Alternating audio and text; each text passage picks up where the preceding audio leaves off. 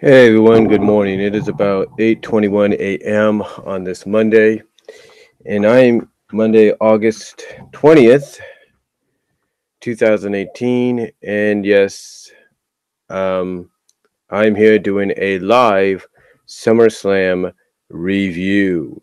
Yes, a live SummerSlam review.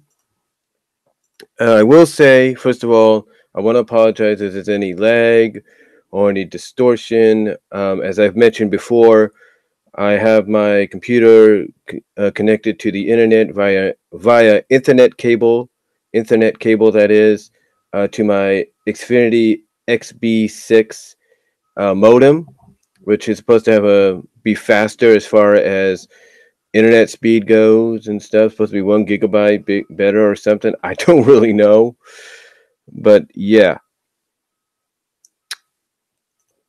basically.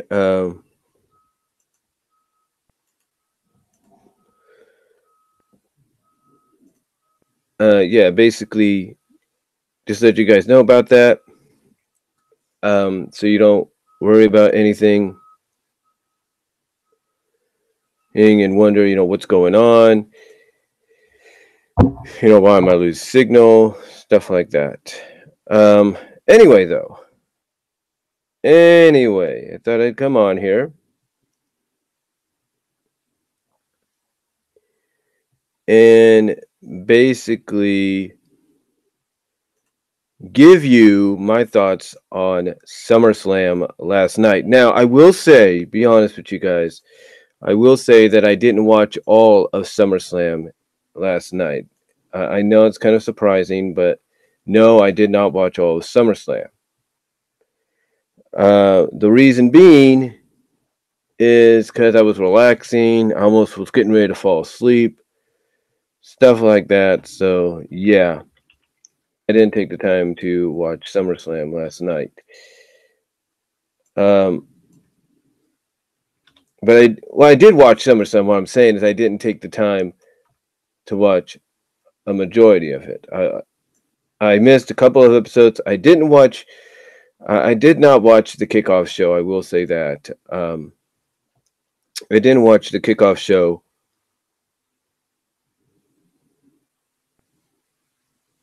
Um, at all. I didn't watch it.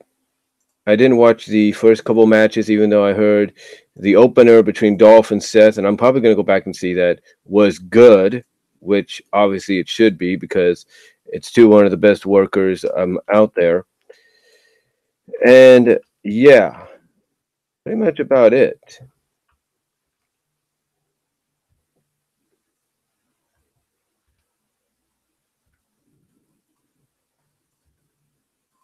Yeah, pretty much about it.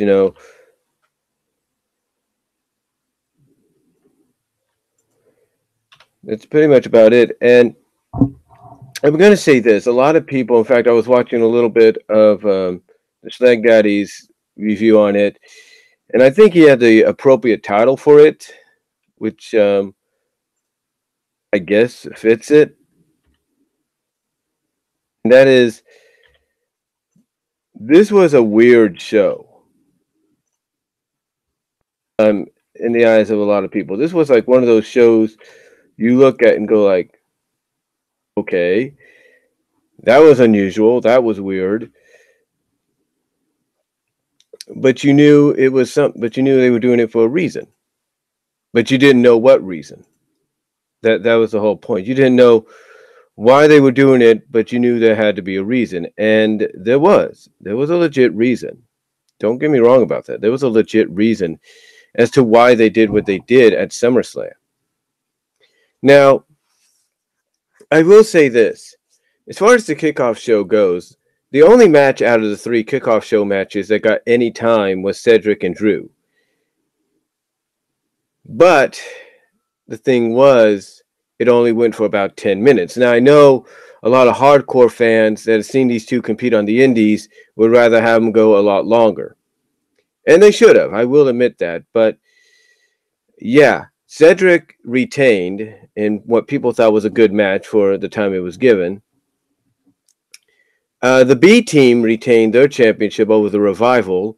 I was watching a little bit of Dalyxman's reaction to it, and apparently right off the start, it sounded like the Revival had taken, I guess, what was it, Bo Dallas or Curtis Axel out so they could try to get a 2-on-1 advantage. But it didn't help. In about 6 minutes, 15 seconds, the match was over. That's according to Wikipedia. And then, of course, to start all that, you had Andreas Gianalmas and Zelina Vega defeat Rusev and Lana in a mixed tag team match, which went about 7 minutes. And this is what and that right there, that first pre-show match, a lot of people were not happy about. It wasn't because it was a decent mixed tag, no. From what I understand, it's basically because here you have Rusev going from basically semi-main eventing last month's pay-per-view Extreme Rules to being on the very first match of the evening. And I mean the very, very first match of the show, which is part of the pre-show, in front of what people assumed was 25% of a crowd.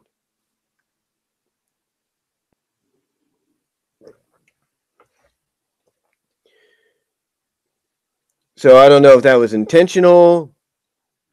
What's going on? I mean, I know I know Rusev and Lana have had problems with WWE backstage at times. You know, mainly stemming from the fact that what happened several years ago what happened several years ago got ruined because the revelation that Lana and Rusev were actually married, and by exposing that truth when they weren't supposed to, got them in hot water. So I don't know if WWE, some people backstage at WWE are still steaming from that, still upset about that, because if they are, move on, guys. We get it. I'm pretty sure Rusev and Lana get it. It's like, okay, we made a mistake. We made a boo-boo. Cedric and Drew, I think Cedric Alexander and Drew Gulak, I don't think we've seen the last of that. I think what we're going to get is probably another rematch, maybe Tuesday between the two, which I think Cedric will win again. But it looks like they're setting up Cedric Alexander and Leo Rush, possibly going into Hell in a Cell and maybe Survivor Series. And the reason I say that is because it looks like they're building up Leo Rush as to be the one to take it from Cedric, because it seems the styles are almost identical somewhat.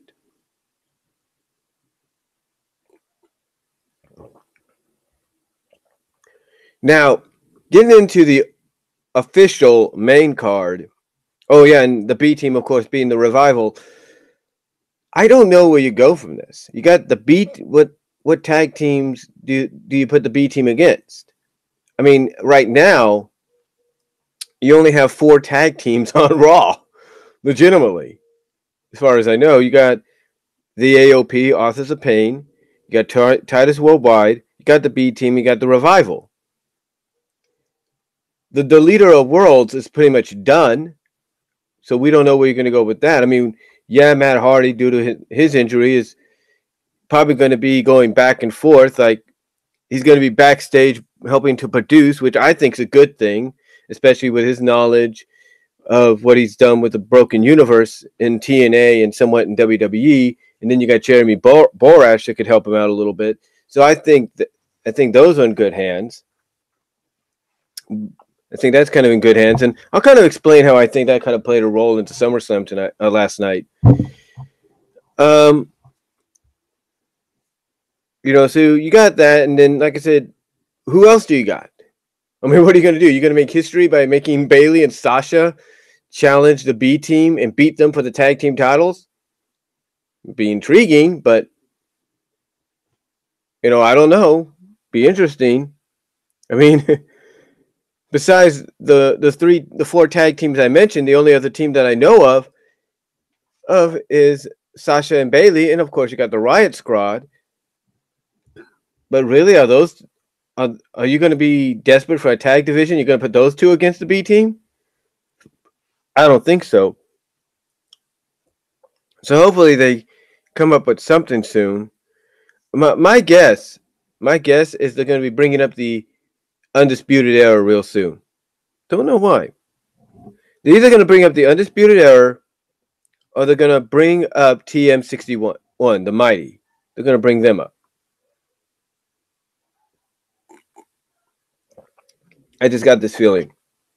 They might even have to go to the 205 Live and say, hey, let's get some of these cruiserweights that are teaming together. Let's bring them over and put them in the tag division. Heck, they might even bring in Mustache Mountain. That'd be good. Heavy Machinery could do that too.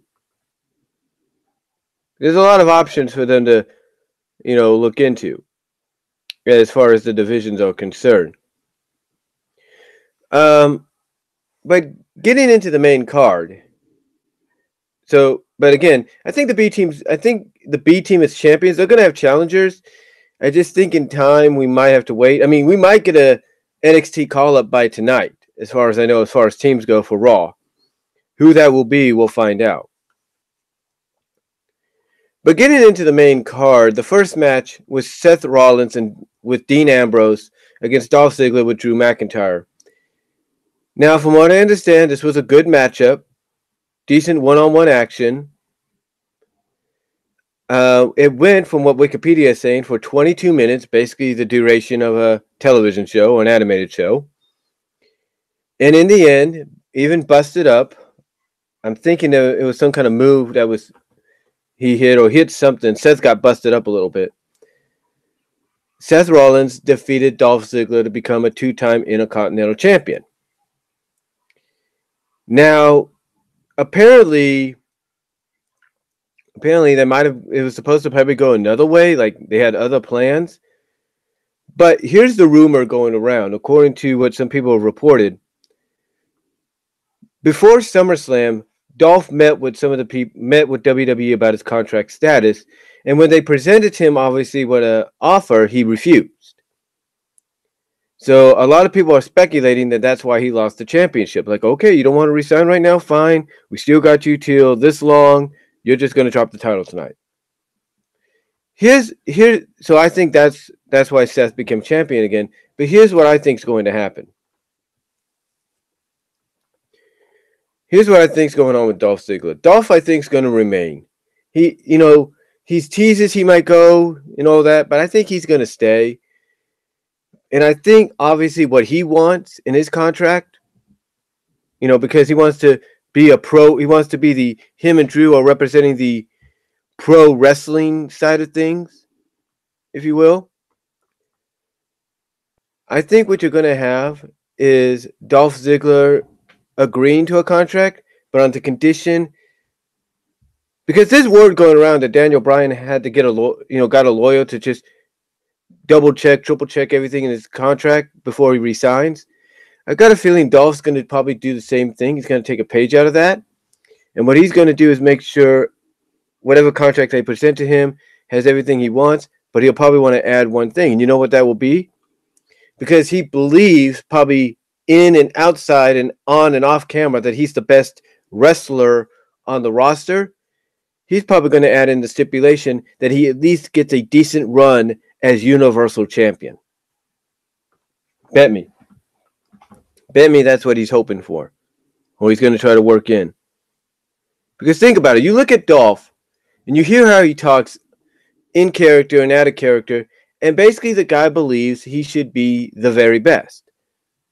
No, not believes, but believes he is the very best and that only the very best should be on top.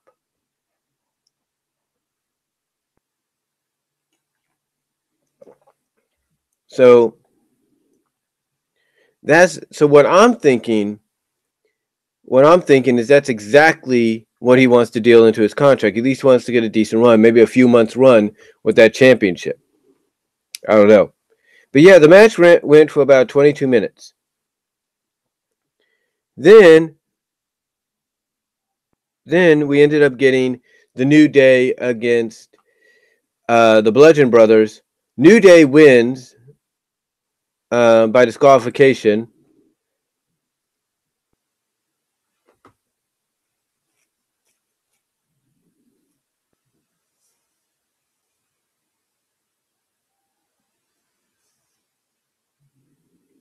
And according to this, and after we watch it myself, The Bludgeon Brothers lost because they struck both members of the New Day, with the exception of Kofi, with mallets. You know, the mallets they take to ringside.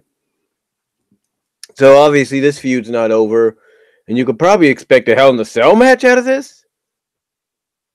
I don't know. Might happen. All right. Next up, we had Braun Strowman and Kevin Owens. Now you see the hashtag in the title. It says hashtag SummerSlam, hashtag Squash Slam. Yeah. This was literally a squash. That's why we had, everybody's wondering, why do we have 11 matches on the main card? Well, we knew one or so was going to be a squash. This was the first of three. Of three, guys. The first of three squashes. Kevin Owens loses to Braun Strowman, according to Wikipedia, in 1 minute and 50 seconds.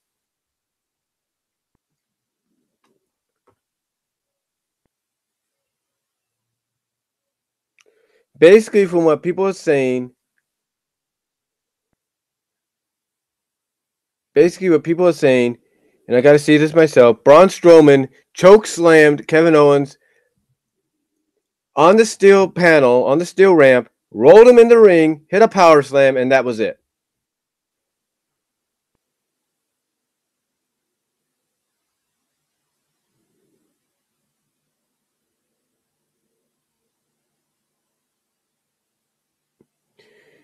All right. The next match, and this is the one I came in towards at the end. Charlotte, it's Carmella, Becky, and Charlotte for the SmackDown Women's Championship. This went 15 minutes, 15 seconds. In the end, Charlotte ends up becoming SmackDown Women's Champion.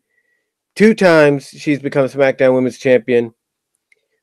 Add that to her 5 reigns as Women's and Raw's Women's Champion.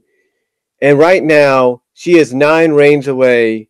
She's 9 championship reigns away from tying her father. Charlotte is now, in her short couple of years, she's been on the main roster.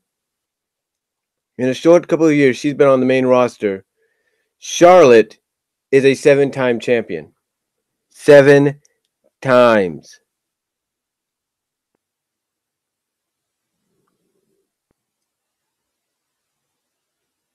That's faster than, and when you think about it, okay, according to this, 1-time Divas Championship, that was towards the end. 4-time Raw Women's Champion, 2-time SmackDown Women's Champion, so that's 6. That's 1, 2, so that's 5, 7 times, and then you add the NXT Women's title to that as well, and she is an 8-time Women's Champion. So main roster-wise, she is 9 championships away from tying her father. Overall, she is 8 championships away from tying her father. But here's what's interesting about this. We knew Carmella was going to lose. And some people have actually given Carmella credit because she tried to show that she could do more than what the average diva is supposed to do. She even did what many people considered a move that could have really backfired on her, and that's a suicide dive onto Becky. But in the end, what happened was Becky Lynch had Charlotte in the disarmer. Carmella breaks that up. Carmella tries to go for a super kick. Becky blocks that, turns that into a disarmer. Charlotte comes in, hits Becky with natural selection, and pins her. Becoming champion.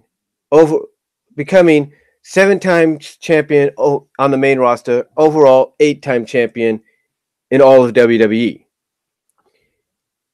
Here's what's interesting, though. A lot of people were thinking we got to get a heel turn here.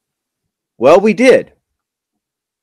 And it's one that a lot of us expected WWE might do, although some of us feel it's a stupid move. The heel turn came from Becky Lynch. Or did it? You see, the way Becky basically beat the crap out of Charlotte afterwards, could be chalked up to frustration. Now, here's the thing. When Charlotte came out for this match, and I guess during and even after she won, a lot of people say that Charlotte got the Roman Reigns treatment. In other words, people are sick and tired of her always being in the championship picture, knowing inevitably what's going to happen. And that's exactly what happens. She ends up winning.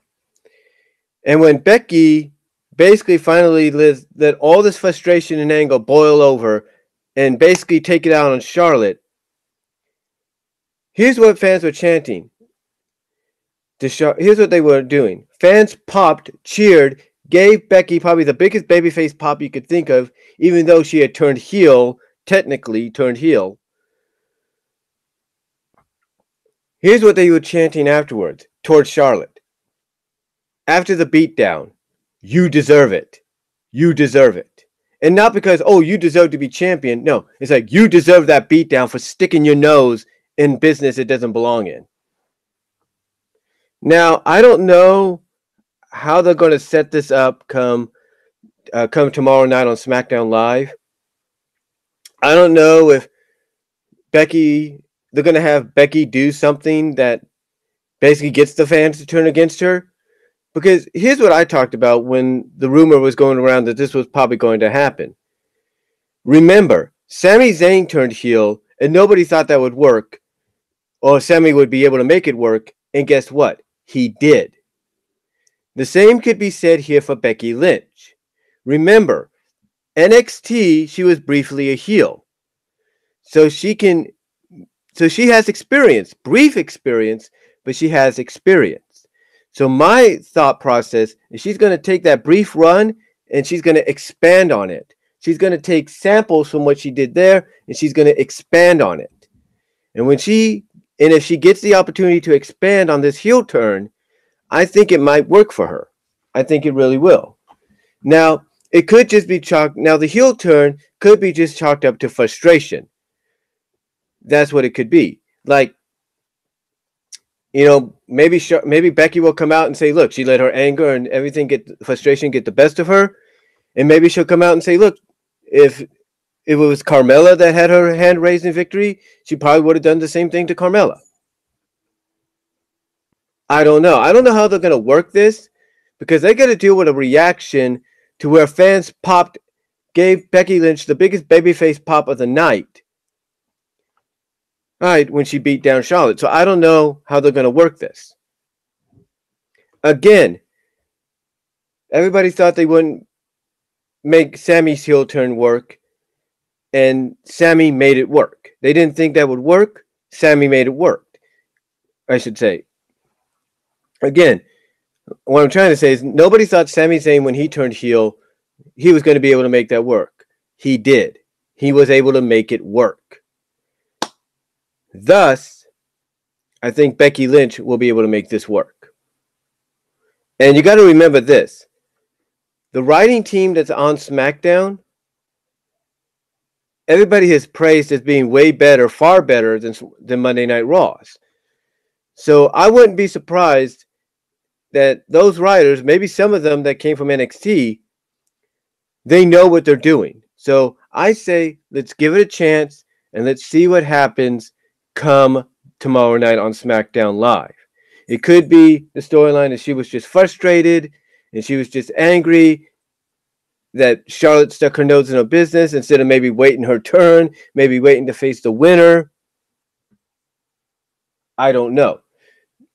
I don't really know. So, yeah, we'll see what's going to happen here. A lot of people are saying Becky's going to get the belt before the year's out. I would assume that too. And I would assume that's going to happen in a triple threat rematch, possibly at Hell in a Cell, where Becky will basically turn the tables on Charlotte, pin her, and become champion. Because here's what I think is going to happen. If this heel turn doesn't work the way, the writing team on SmackDown hopes it's going to, then they can always basically diffuse it come Hell in the Cell, and they could basically, like I say, do a rematch, triple threat between the three ladies at the event, where Becky turns the tables on Charlotte, pins her, and just go from there. But like basically both will maybe hug it out or just shake hands and be like, okay, now we're even. We get it. And you could have Charlotte. You want Charlotte to be the bigger woman, be like, okay, I get it now. We're even. We're even. And then you could probably have a blow off at Evolution. Well, basically, then you could see who's the better woman. Is it Charlotte or is it Becky? Maybe you could add in a stipulation that if Becky beats Charlotte, that Charlotte could, that two things happens. Either Charlotte never challenges for the SmackDown championship or for any women's championship ever again, as long as she's in WWE. Or you can make it a loser leaves SmackDown match, to where if whoever loses not only loses a shot at being champion or the opportunity of being champion, but they leave SmackDown, probably go to Raw. I mean, the building up. I mean, WWE wants to build up to Ronda versus Charlotte at WrestleMania. I think that's the logical direction to go, is a loser leaves SmackDown match between Charlotte and Becky for the women's championship. So, as far as the Becky heel turn goes, I don't think it's going to last long. I mean, I believe she will make it work, but what I see here is possibly a similar heel turn to what Shawn Michaels had back in 2005, I believe, again when he feuded with Hulk Hogan. So I'm looking at something like that, to where it's only going to be a brief one, and then whatever happens in the end, she's going to go back to being a face, because the rumor right now is the planning to do 4 horsewomen against 4 horsewomen at Survivor Series. How are you going to be able to do that if 2 members of your team can't get along? I'm just saying. But yeah, we'll just have to wait and see where they go from here. Next up, we had Samoa Joe, AJ Styles. This match went for 22 minutes, 45 seconds. And as expected, I called this. I told myself this was going to happen, and it did. Right as they were getting ready to lock up, what did you get from the crowd? What did you hear from the crowd? TNA, TNA, TNA, TNA, TNA. You got TNA chants. And who tweeted before this match happened, hoping they stole the show? Dixie Carter. Basically, Dixie Carter basically proud of the fact that here you had a TNA match, semi-main eventing, or at least being one of the co-main events of SummerSlam. One of the big WWE pay-per-views. And in typical Joe and Styles fashion, these guys went out there, and as far as I'm concerned, from what I saw, they killed it.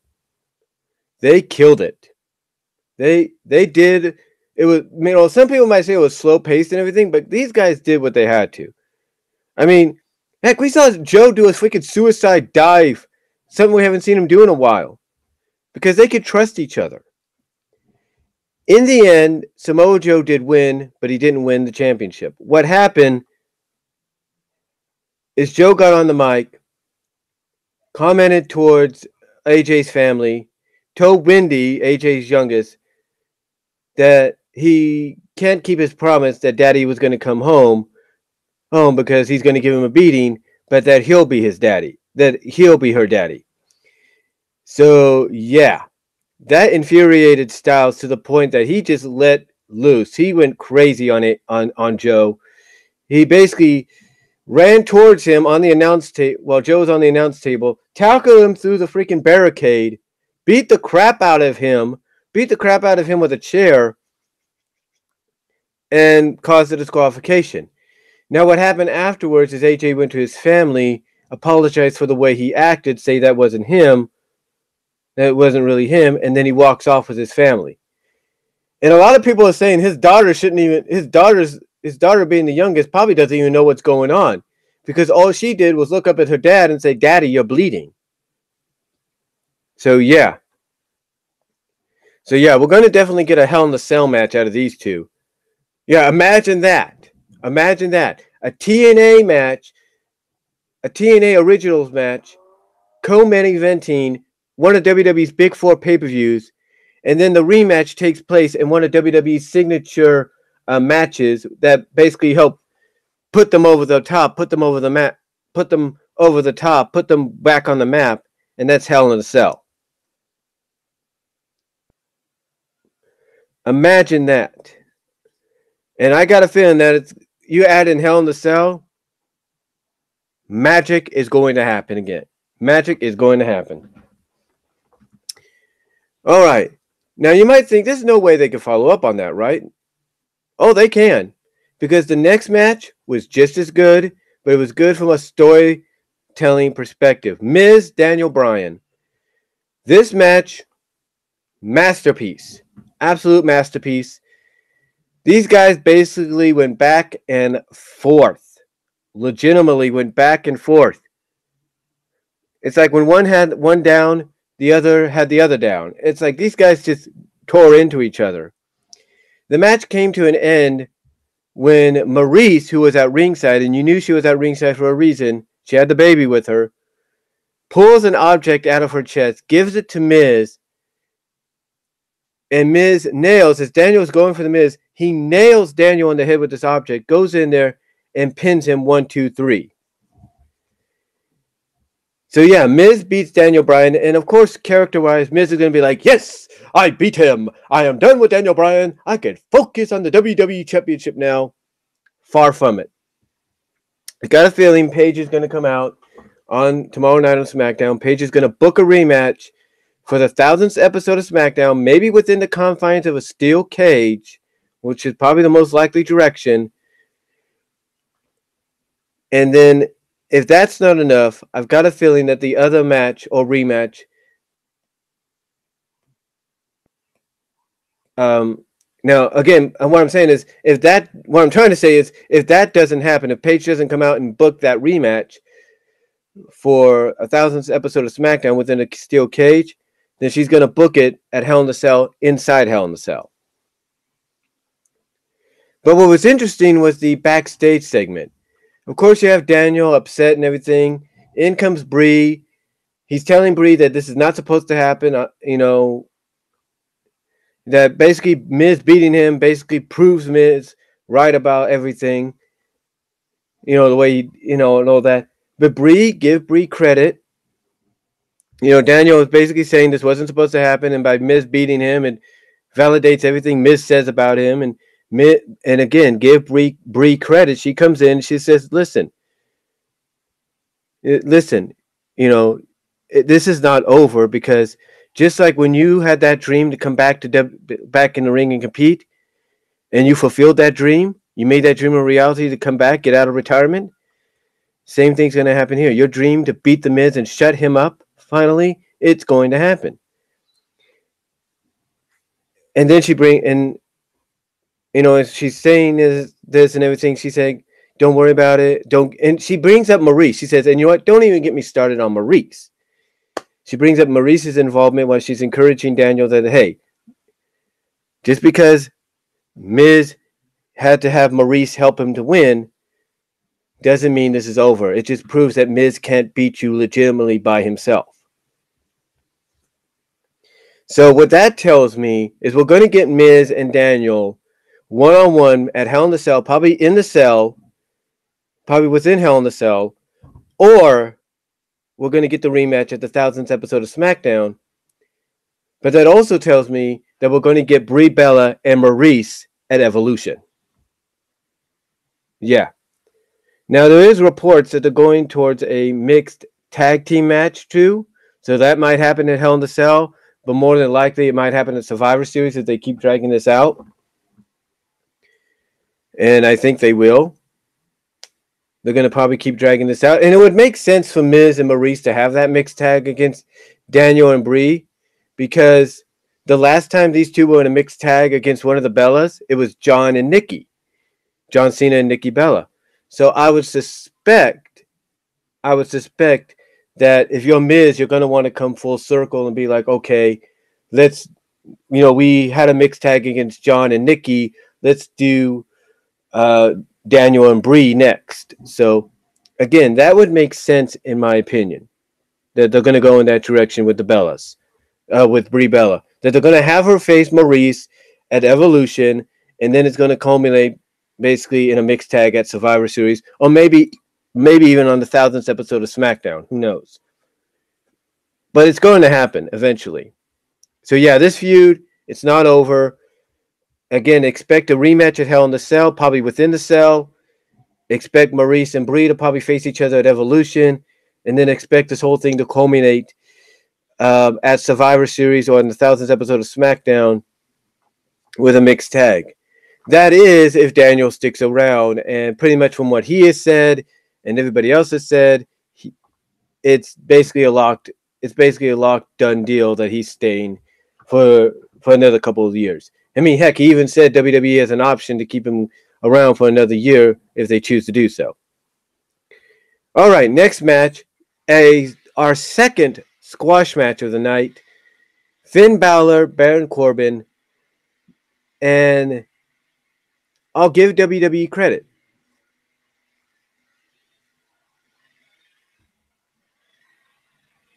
Hold on for a second, folks.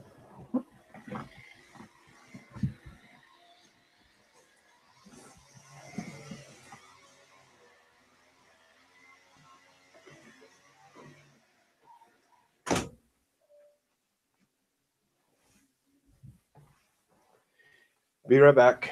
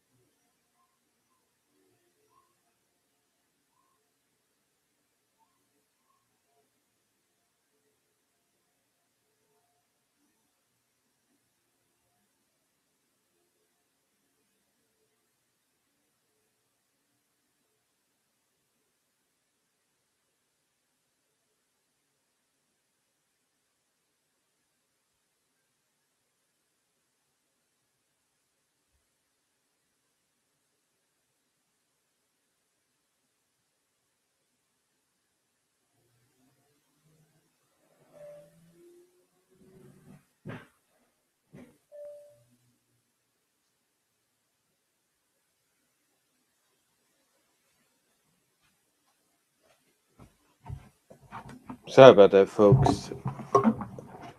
There's our gardener.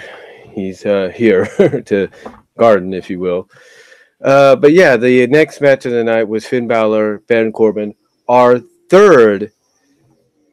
second, I should say, squash match of the night. Now you might say, how could Finn Balor, Baron Corbin be a squash? What, did Baron beat Finn? Nope. What happened was something that a lot of fans have been waiting for. After Baron made his entrance, it was next for Finn Balor to make his. And all of a sudden, instead of the typical Balor Club entrance, we got the Demon entrance. Yes, Finn Balor on this night, and I saw Dalyxman's reaction. He was happy about this. Finn Balor brought back the Demon. And this, of course, threw Baron Corbin off because because you see his reaction at ringside. He's like, "What's this? I didn't sign up for this. No, I'm not facing this. No way." And this was enough of a distraction to mess with him to where Finn Balor basically got the advantage. As soon as the bell rang, he got the advantage. As soon as the bell rang, basically just took Baron Corbin to school, hit a sling blade on the outside, right, hit a couple of drop kicks in the corners, and then hit the coup de grace to win. So yeah, second squash match, Finn Balor beat Baron Corbin. And maybe this is the end of the feud. I don't know. But it looks like this is what I'm looking at. I'm looking at the fact that Balor brings back the Demon for SummerSlam. Roman ends up winning, and I'll get into that in a moment, winning the championship. Something tells me Finn's going to get back in that championship picture soon. Something tells me that. Next up, we had Shinsuke Nakamura against Jeff Hardy. It was a decent match. Mostly, some might consider a SmackDown Live caliber match. It was all right. Jeff basically had these contact. Jeff has his face painted, all that. Like you've seen him now with the eyelids and everything colored, painted like eyes that he lifts up. When he lifted up his eyes, it was all blank. It was like Undertaker-like, if you will. But basically, it was all fogged up. Basically, he had some fogged up contacts that he was wearing. Overall, like I said, the match was decent. The ending comes when Jeff tries to hit a swanton on Shinsuke, but Shinsuke rolls just a little bit towards the outside on the apron. Jeff kind of corrects his course for his swanton, and when he goes for it, he ends up hitting the side of the apron and ends up costing himself the match. Shinsuke rolls him back in the ring, hits a Kinshasa, and that's it. Randy Orton comes out, but doesn't do anything. Makes it look like he's about to do something, but he doesn't. He walks back to the back. Jeff Hardy gets back up afterwards, kind of claps and everything to the crowd, kind of plays to the crowd, and then that's it. Next match, we had Ronda Rousey, Alexa Bliss for the Raw Women's Championship, and this was a squash. A little bit of a longer squash, but it was a squash. Basically, Alexa tried her best to stay away from Ronda. That didn't work. She tried a cheap shot. That didn't work. And basically, I love how the camera angles did close-ups of Alexa's face. Like, she's realizing, oh, crap, I'm dead. It's like, literally, that's the reaction she had on her face. Like, oh, crap, I'm dead meat. And she was. As soon as Alexa... And I love what Ronda did here. She's like, okay, Alexa, I'll give you a shot. She said, because here's what she does. She turns her back. She goes into an Indian style sit down. She sits down Indian style, like this, kind of like meditates. Does this, counts like a hide and seek kind of deal. She's allowing Alexa to get the shot in. So Alexa tries to do a headlock, sneak in, do a headlock. No, it doesn't work. And then she tries to slap Ronda in the face. That doesn't work. And Ronda then overall basically goes to town on Alexa. Alexa, of course, being double jointed, is able to really display what Ronda can do. Being double jointed, being able to, twist her arm in different ways they're not supposed to, is able to sell Ronda's beating of her. And then in the end, of course, Ronda hits a Saito slam or whatever slam that is, then locks in the arm bar. 1, 2. Well, not 1, 2, but basically locks in the arm bar. And Alexa ends up quickly tapping out. Ronda is your new women's champion. Now, what's to make note about this is Natalya came out before that to be at ringside with her. I'm surprised Alexa didn't bring out Alicia Fox and Mickie James. You think that would have basically been a good counter, but I'm guessing tonight on Raw, we're going to get a follow-up to that, and maybe Alicia will be like, hey, I got my arm nearly broken by Ronda. You're on your own. You started this. You're on your own.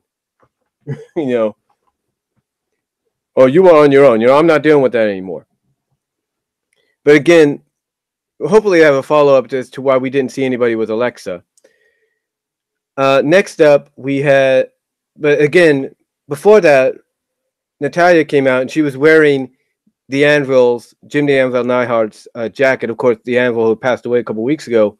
She was wearing his jacket that he wore at SummerSlam 1990. Now, Michael Cole botched something about that. Yeah, Michael Cole botching something, with all due respect. Imagine that. But Michael Cole basically said it was the jacket that the Anvil wore at SummerSlam 1990 when him and Bret Hart won the tag titles. That's not the case. Because I don't remember the Bolsheviks ever being the tag team champions, do you?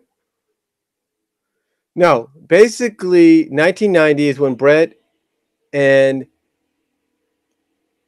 did they win the tag team titles that day? Oh, yeah, they might. Oh, yeah, they did. They did win the tag team titles in 19... Okay, Michael Cole He didn't botch. I just did. Sorry. But no, I'm thinking of the WrestleMania match. But yeah, the Anvil. Yeah, but again, getting back on topic here, Natty came out wearing her dad's jacket. She commented on Twitter that this was she needed SummerSlam. This was something she needed to kind of really feel ready to really help her move forward. So she goes in there, celebrates with Ronda. The Bellas, who are at ringside supporting Ronda, comes in, and they're celebrating with her. And a lot of people are thinking you got to get a heel turn here now too. You got to get maybe one of the Bellas, because the way it was being set up, it's like you're going to have maybe a triple team of Natalya and the Bellas on Ronda, turning their backs on her, or you're going to have a surprise heel attack by the Bellas. That didn't happen. Neither one of those happened, and instead, they gave Ronda her moment. So yeah, in the end, Ronda Rousey becomes the new Raw Women's Champion, and she's going to be carrying that belt to WrestleMania. You already know that. I mean, they gave it to her at SummerSlam. I doubt they're going to have her drop it at Hell in the Cell. I doubt they're going to have her drop it at Evolution or Survivor Series. She's going to hold that belt up till WrestleMania, and then she'll probably drop it to Charlotte Flair. Maybe, unless they decide to have Charlotte do the honors and put over Ronda. I'm just saying. Because there is rumor that Ronda might be sticking around longer than what she's intended to be. All right, final match of the night, Roman Reigns, Brock Lesnar. Yeah, fans were not happy about this. Fans did not want to see this match. You can almost tell, in a sense, just by maybe it was just me, but you could tell that some fans were getting ready to leave as soon as Roman was coming out and then Brock came out. You could tell that some fans were getting ready to get up and go leave. But that didn't happen, because what happened is Braun Strowman came out. And Braun Strowman comes out and basically gets in the ring and tells both Brock and Roman, whoever wins, you got me next immediately afterwards.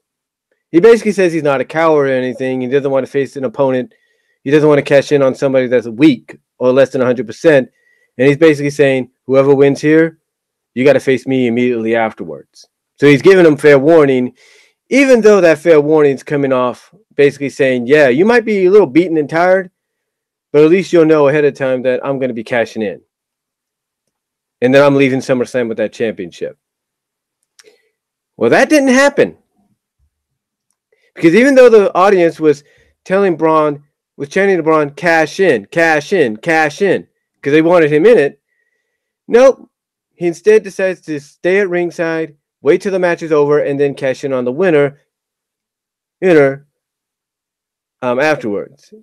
Basically, basically give them time to celebrate, catch their breath, and then cash in. That didn't happen. Because as the match got started, Roman hit a couple of Superman punches, a couple of spears, and then on one of the spears, he gets trapped in the guillotine. He's able to get out of it, but then Brock locks it in again. He gets out of that. Brock starts taking him, I guess, to Suplex City. Well, no, he doesn't. Not yet. I don't know. I gotta go back and watch the match. But basically, Brock takes him to Suplex City, and during the match, towards the end, Roman's going for another spear on Brock. Brock avoids it. Roman goes flying out of the ring onto Braun Strowman. Brock takes advantage of this. F5's Braun Strowman. Well, takes advantage of this. Goes outside. F5's Braun Strowman. If you will. Starts beating up on Roman a little bit. Tosses him back in the ring. And then, as Braun's trying to stop him from getting back in the ring, he takes the briefcase and starts wailing Braun with it, and then tosses the briefcase all the way to the start of the entrance ramp, or the entranceway. Probably, according to some people, knocking out a few LED lights. Then he gets a chair, he starts whacking Braun with it, so Braun's taken out of the equation, and as he gets back in with the chair, intending to use it on Roman, as soon as Brock turns around with the chair, ends up hitting him with a spear, the chair falls on Lesnar's face. He has to push it out of the way. And Roman ends up pinning Brock for the 1, 2, 3.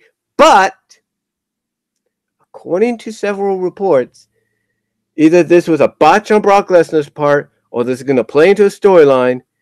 Brock's arm was up. His shoulder was kind of slightly up. In fact, both, according to them, some reports were both up. But still, the count was made. Now, if that is a storyline situation, then yeah, you're going to get one more match out of these two, probably at Hell in the Cell, or if we know how Paul Heyman's character is, by legal standards, they're going to have Roman hand back the championship to Brock because he didn't legitimately beat him 1, 2, 3 with his shoulders up. I'm just saying there's other ways they could do that. Now, if it's a botch, then they'll probably just let it slide. But we'll have to wait and see.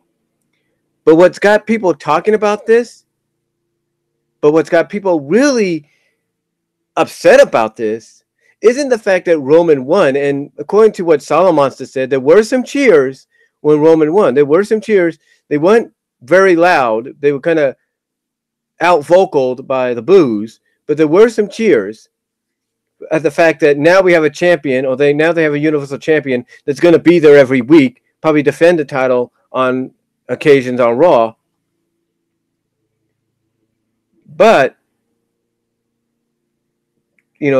but Roman winning isn't the thing that's really got people upset, talking, a little frustrated.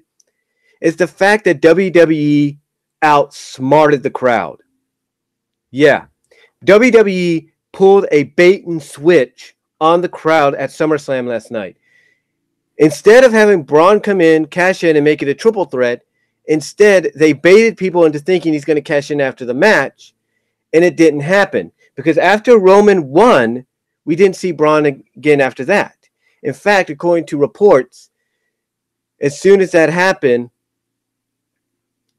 Kevin Dunn made sure they did certain camera angles were shot, and then made sure to exit out, put the exit logo on there, the copyright WWE thing, whatever, and then fade to black real quickly before anything else could happen.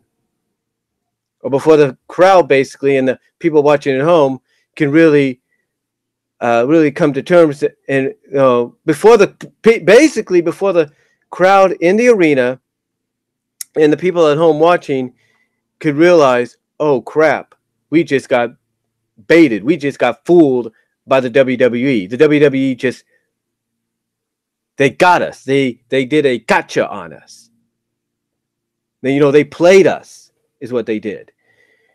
And that's one thing a lot of fans are talking about. The fact that WWE played the audience in the crowd at Brooklyn and those at home, making us think there was going to be a cash-in, either making it a triple threat or afterwards. But instead,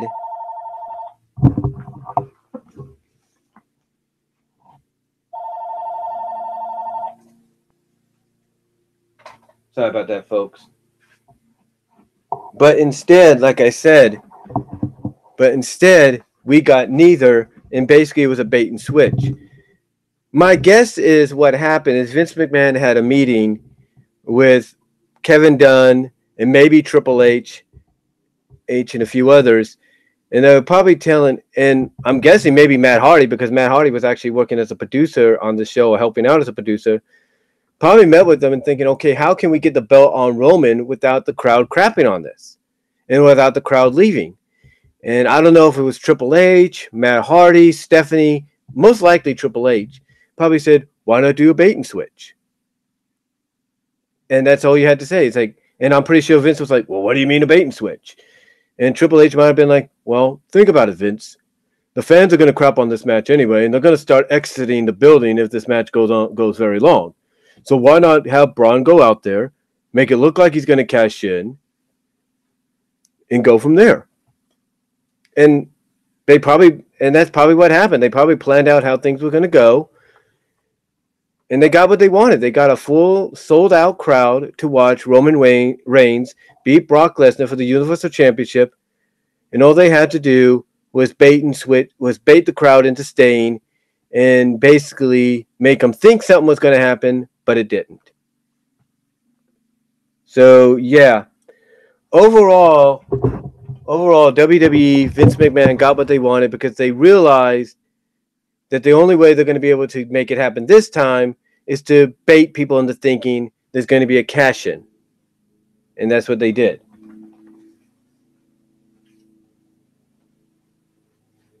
But here's my thoughts on it, folks. Here's my thoughts.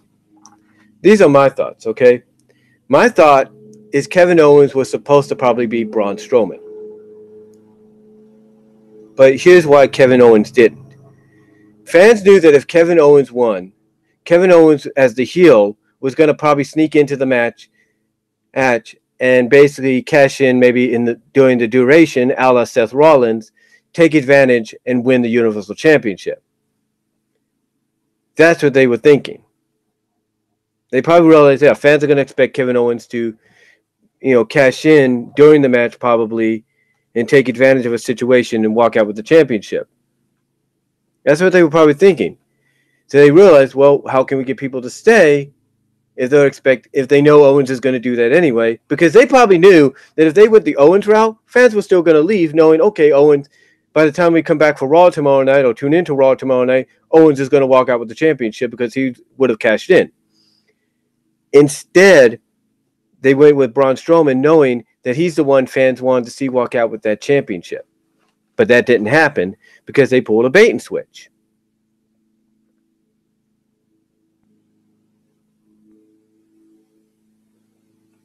They pulled a bait and switch on all of us. And as much as I hate to say it, we got to give them credit. They figured out a way to get people to watch the event.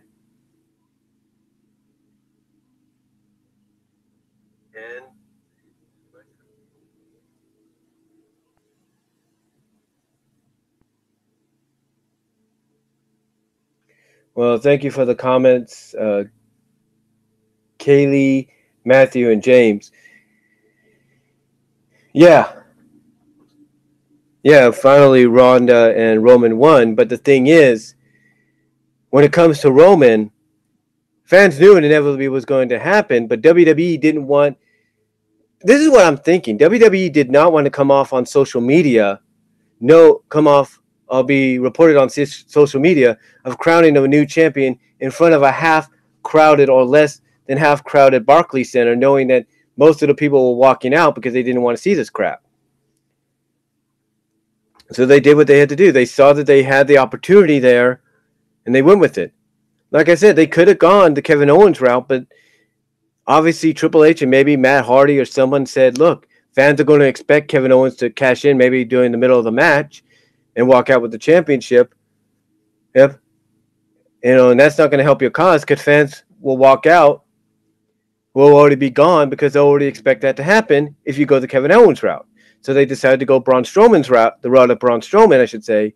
And that's why fans sticked around, because Braun Strowman's one of the most over stars that they have in the company that was, as some people would say, organically created by WWE and has gotten over with the crowd, that fans want to see walk out with that championship, and it didn't happen. It was a bait and switch. So, yeah, fans basically got played. Fans at the Barclays Center got played into staying. Fans at home got played into continuously watching. They got played. Vince McMahon got what he wanted. He got a sold-out crowd and probably a massive viewership to see the crowning of Roman Reigns as the Universal Champion. Here's the problem, though. Again, here's the problem. Here's the problem.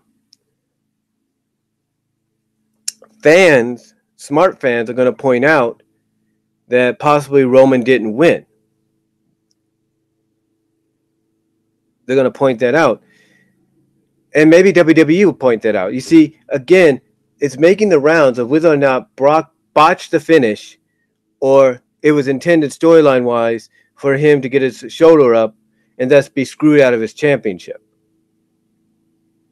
So either way, if it's a botched finish, then they're not going to follow up on it. If it's a storyline situation, they're going to follow up on it. Because Brock is supposed to be at Raw tonight. Whether he invokes his rematch tonight or for Hell in the Cell, we don't know. But either way, either way you look at it, Vince McMahon got what he wanted out of it. That's all I'm going to say. He got what he wanted, and obviously someone suggested to him to do the bait and switch, and that's what they did. So overall, what are my thoughts on SummerSlam? I have to say it was okay. It was all right. There was some great moments that you enjoyed.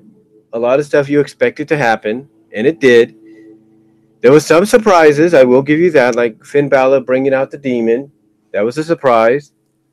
The Miz beating Daniel Bryan somewhat was a surprise, but not really, especially, if they're going the route of bringing Brie Bella and Maurice into the equation and possibly giving us a rematch at either the 1000th episode of SmackDown or the Hell in the Cell pay-per-view within the Cell.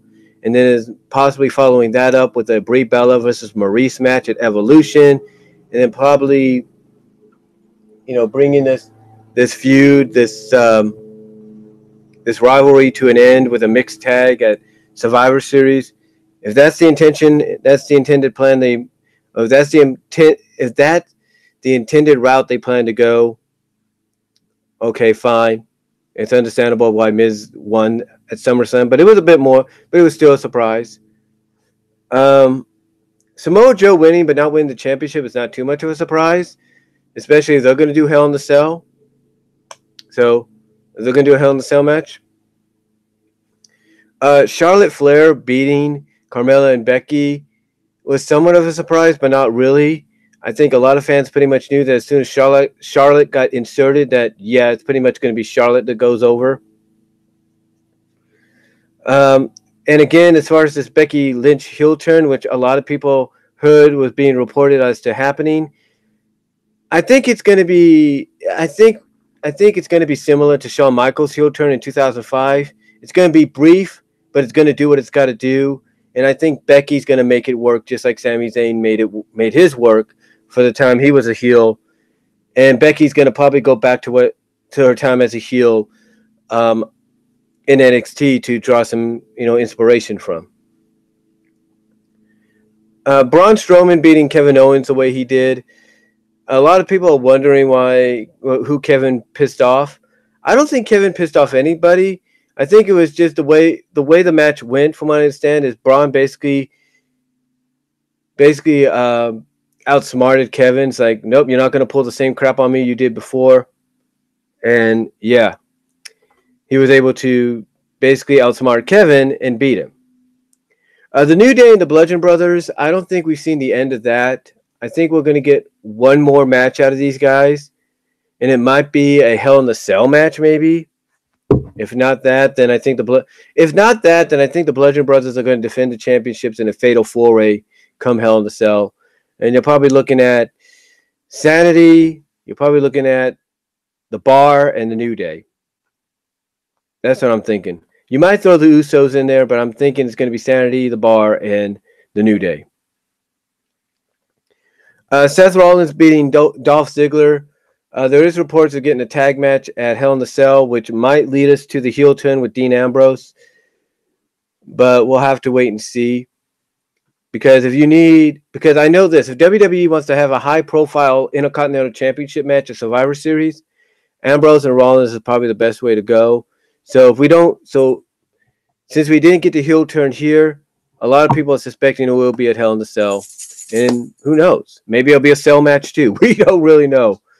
But overall, again, SummerSlam was okay.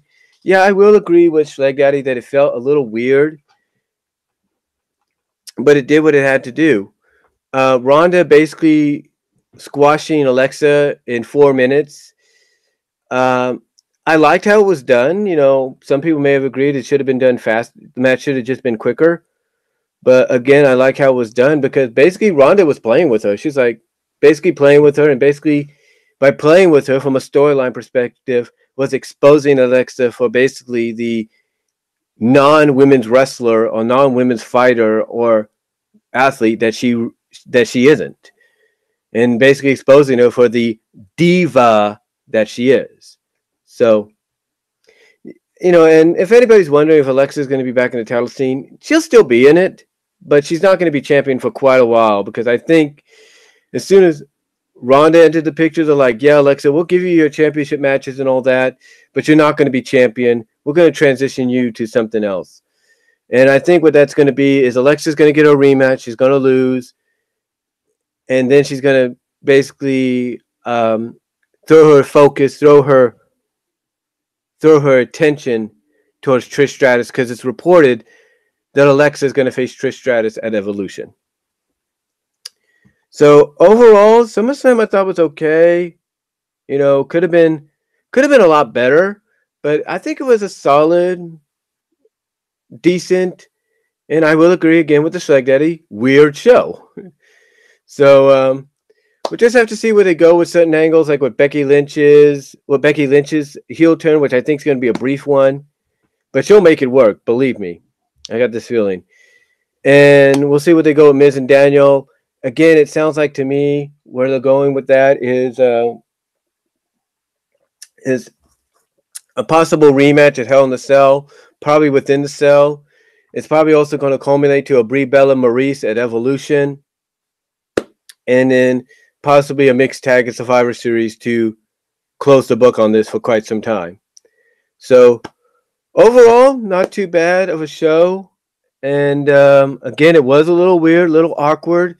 I think mainly because you had Matt Hardy. He was helping to produce backstage. So I'm guessing that maybe he had something to do with certain segments, matches. And if he did, that kind of would explain a little bit of the awkwardness. Because remember, he's still learning the ropes, if you will. So overall, we'll just have to wait and see what occurs. As a follow-up starting tonight on Raw and tomorrow night on SmackDown.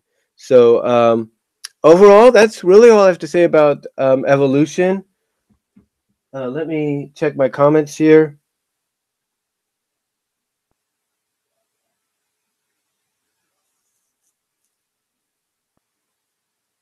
See if I got any comments still. No, it's just the 3 that came out. So thank you to Kaylee, Matthew, and James for tuning in. I really appreciate your support on that. And anybody else watching, let me know what you guys think down below in the post stream when you watch this post stream after it's been uploaded officially. Let me know what you all think about SummerSlam. Check out Dalyxman, OTR Essential, Solid Monsters, and Pro Wrestling Unlimited's reviews on SummerSlam and what their thoughts were. And that's really all I'm going to say on it, guys. Again, decent show, solid show, but a little bit weird. I will agree with you on that, Jeff Schiegel. But let me know what you guys all think down below. Comment if you like. And I am out of here. Peace out. God bless.